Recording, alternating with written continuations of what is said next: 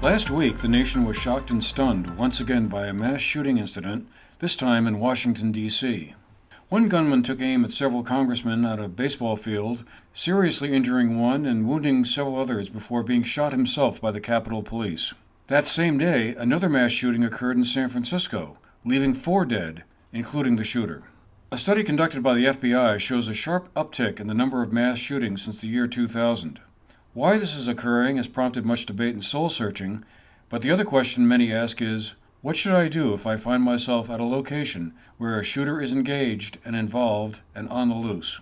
Last week in Manchester's Town Hall, Officer Chris Mason of the Manchester Police Department led a discussion aimed at equipping ordinary civilians with some of the tools they might need in the unforeseen event of being in the wrong place at the wrong time. Surprisingly, trying to run and hide isn't the only, and may not even be the best option, Mason told the audience.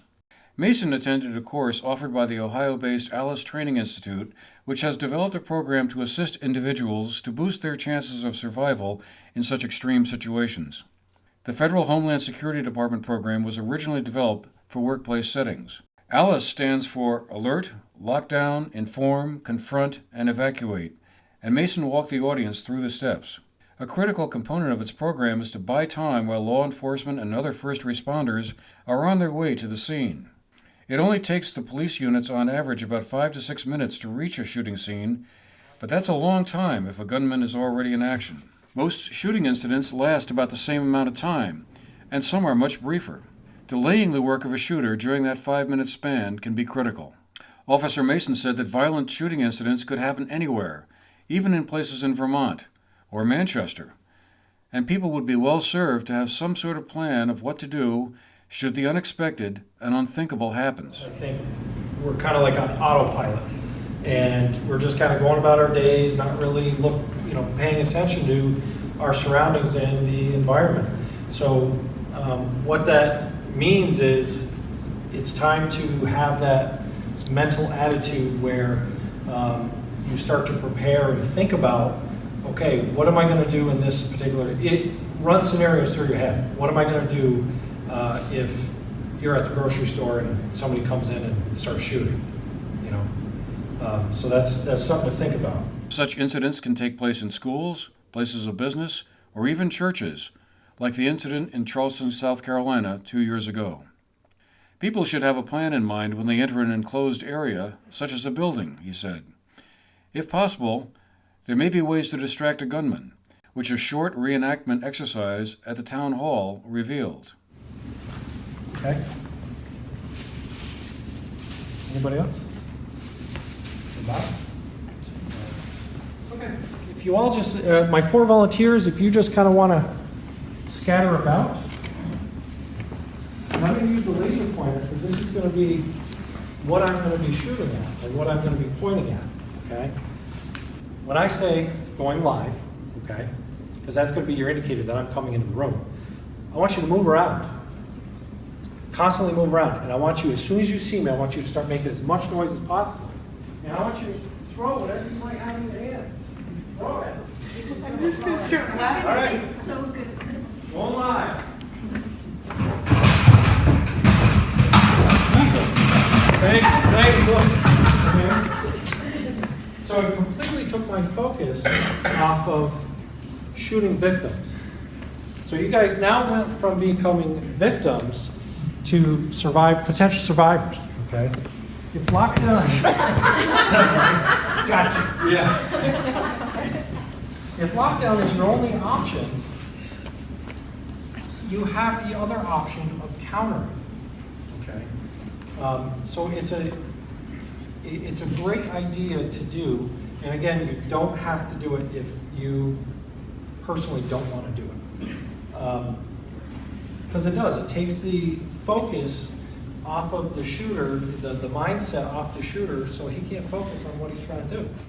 Officer Mason described why he got interested in the Alert, Lockdown, Inform, Counter, and Evacuate program. I've had the opportunity to speak to a lot of people here in town, and I get a sense of complacency and the overall attitude that Manchester, it's a small town, will never happen here. Well, that's not true. Look at Sandy Hook. You know, it can happen anywhere at any time, and you know, I just want this community to become better prepared to a serious incident such as an active shooter. So I felt it was somewhat my responsibility to go ahead and get trained and provide the information to the schools here.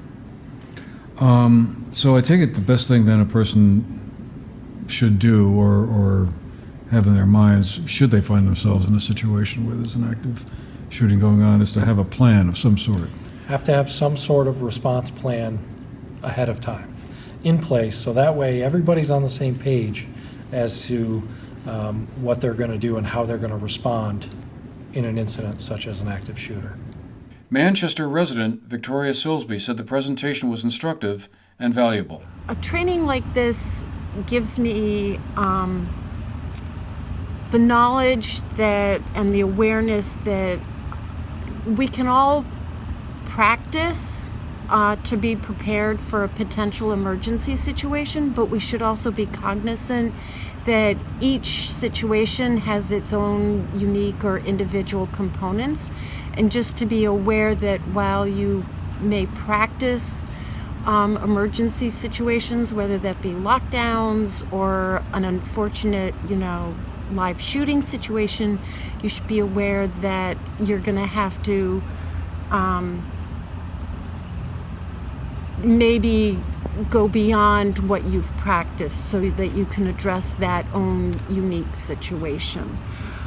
I find it really sad that we have to be aware of this now in our communities or when we're out of town at larger cities. 20 years ago, we would practice maybe a fire drill, but now so many businesses, whether it be schools or manufacturing companies or towns, they're practicing to address other emergency situations. And I'm out in the community every day, and a training like this made me aware that I need to be cognizant of where are the emergency situations? What would I do if there was a lockdown in a building or something? And so, whether you're in the grocery store or at a community event, an outdoor community event, it's important to just be aware and have a plan. The training also showed me that our local police department, Manchester, goes way beyond policing efforts and is concerned and provides technical training to community members, such as the ALICE training. For the GNET TV News Project, I'm Andrew McKeever.